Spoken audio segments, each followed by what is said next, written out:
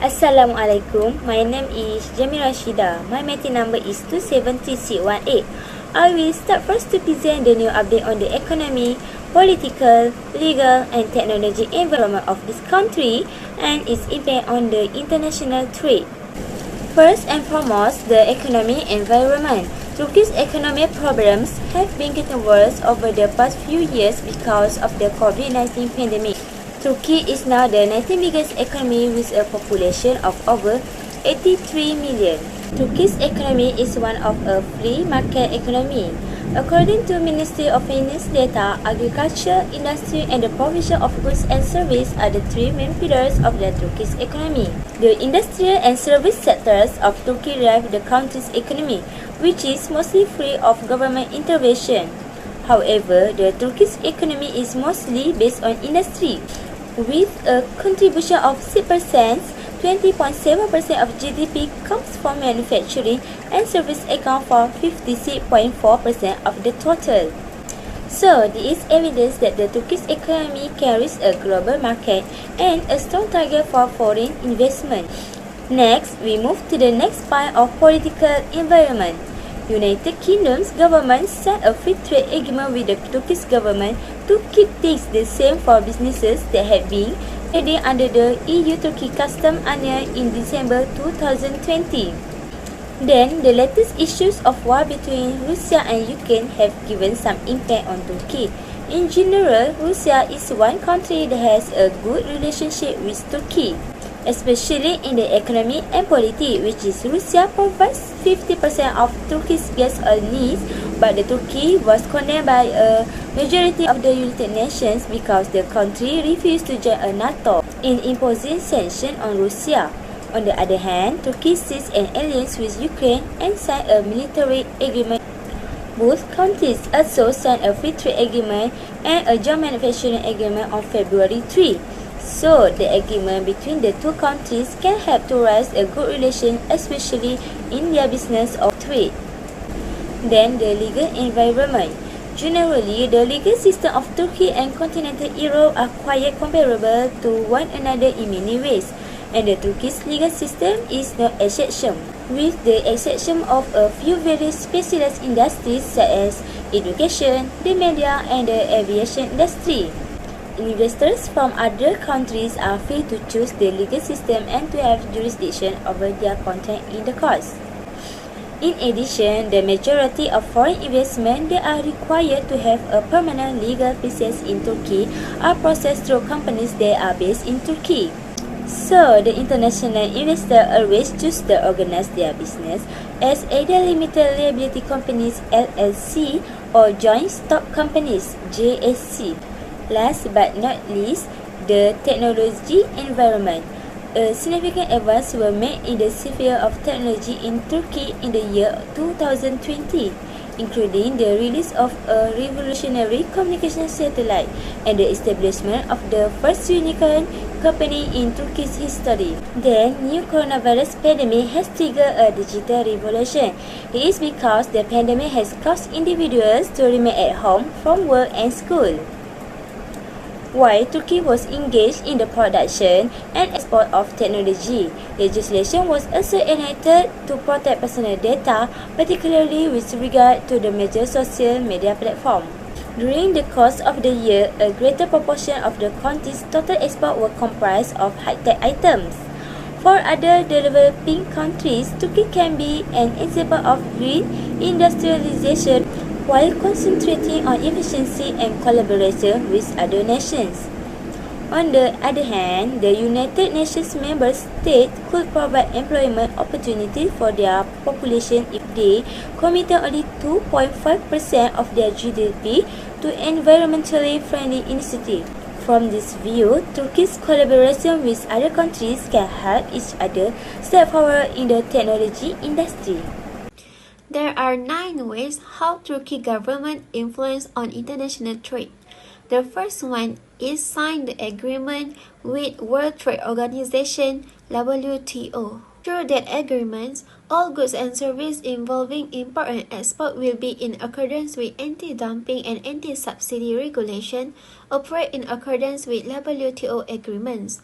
The Turkish government influenced international trade transaction by issuing communiques issued by the Ministry of Trade to control the security of import goods into the country, and it also played an important role in applying for coordinating and establishing trade agreements in Turkey. In addition, the government also established the Istanbul Arbitration Center, which served as an independent institution with natural characteristics to ensure smooth international trade by helping to resolve any dispute or problem that arise between foraging countries and their countries of origin.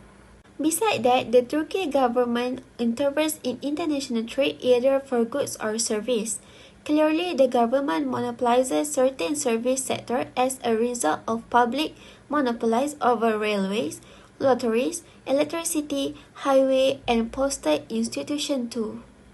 The Turkish government takes action to influence international trade by placing restrictions through import duties, tariffs, and rates on trade transactions. The Ministry of Trade has published the Harmonious Commodity Information and Coding System, which serves to classify and process tariffs and duties on goods. Furthermore, Turkey also signed an agreement with the European Union and has been a member since 1999. Therefore, the government has developed the Turkish General Preferences System (GSP) to coordinate and standardize tariff preferences between Turkey and the European Union. In addition, the establishment of the EU-Turkey Customs Union is to cover agricultural goods and industrial products that use the EU Common External Tariff (CET). Next, a value-added tax VAT included in customs surcharge is charged on import and domestic goods and services. VAT will be paid by the importer along with the duty rate and any other charge based on the Freight Cost Insurance (CIF) policy before the goods pass through the customs. Then, non-tariff barriers to import imposed by the government in accordance with regulation by the WTO are import license, certificate of origin, and import quota. Import licenses are imposed on certain goods only, such as import of natural gas. Customs restrictions are imposed on import goods that do not bear the mark of the country of origin, and a certificate of origin is required for textile products. As a member of the World Trade Organization, Turkey enforced trade remedies rules to avoid the problem of dumping, sudden and unexpected increase in import and subsidy. The Turkish Ministry of Commerce implements anti-dumping because it wants to control international trade and protect its domestic industry from high tariff and restriction on import from foraging countries. Therefore, the Turkish government has made anti-dumping as the main key to resolve this international trade discrimination. In terms of export transaction, the Ministry of Commerce and the Customs Office, in collaboration with foreign authorities, are in charge of enforcing restrictions on Turkish export.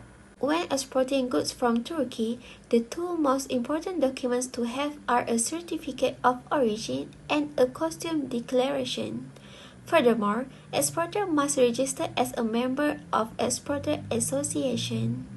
Turkey has signed bilateral or multilateral agreements with many foreign countries and has even become a member of major international organizations in the world involving trade transactions. In addition, Turkey also signed an agreement with the European Free Trade Association, and the modern version of the agreement between the two parties came into force on October 1, 2021. As usual, the main issue emphasis in the agreement was that there were no tariff and non-tariff barriers in international trade between the two parties. Next, on February 25, 2020, Turkey has signed a preferential trade agreement with Azerbaijan, and the agreement in force on March 1, 2021.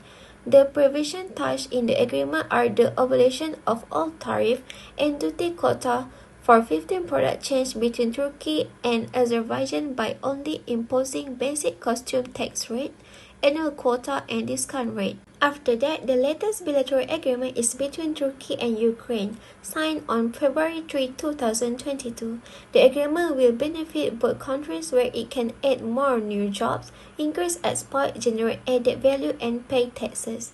It also clearly states the deal is capable of increasing trade by 10 billion in 5 years. According to the multilateral agreement, Turkey has signed a multilateral competent authority agreement (MCCA) related to the automatic financial account information exchange, and the agreement was approved on December 31, 2019.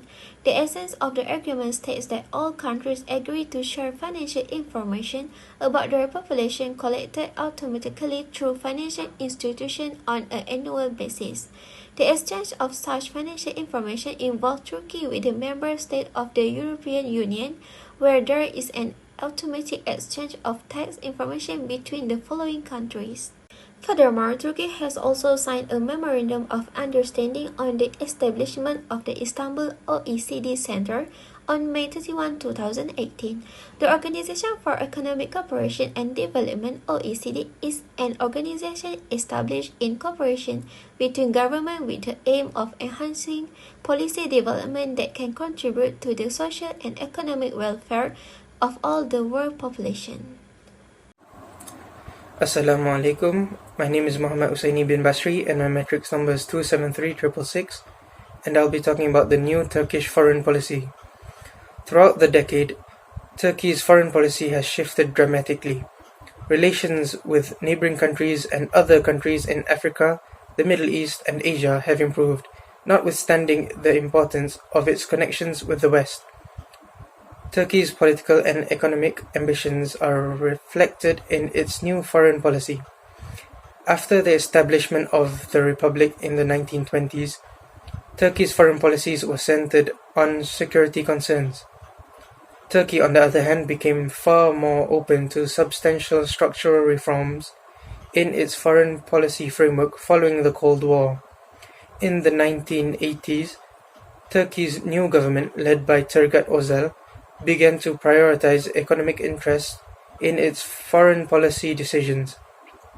His main priority was to assure Turkey's production before establishing a country capable of selling its goods on the global market.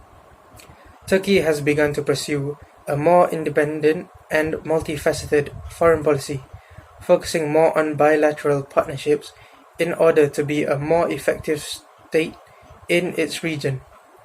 Turkey's international trade has expanded greatly in the relevant time as a result of this new and active foreign policy. Turkey's economy came to be regarded as safe and steady, with the ability to make investments once it was granted full EU membership. Ankara began to build a foreign policy that increasingly adopted the concept of trading state, preferring a rational foreign policy with identity-based methods. Ankara has replaced the Cold War strategy of static polarization and regional isolation with a diversified foreign policy, embracing the new role of regional leadership by focusing on past competitors including Russia, Greece, Armenia, Iran, Iraq, and Syria. The presence of various regional conflicts in the Middle East and Africa poses the greatest threat to Turkey's new and significant foreign policy priority. Parallel to these risks, Turkey's industrial substructure is quite weak, whereas China's industrial and economic substructure, its rival in regions like the Middle East and Africa, is developed and strong. This has resulted in a lot of debate and doubt about when and how much Turkey should rely on foreign trade. The repercussions of these links with non-Western countries can simply be observed by looking at Turkey's foreign trade flows. In 2001, the EU and North American countries accounted for 60% of total Turkish international trade volume.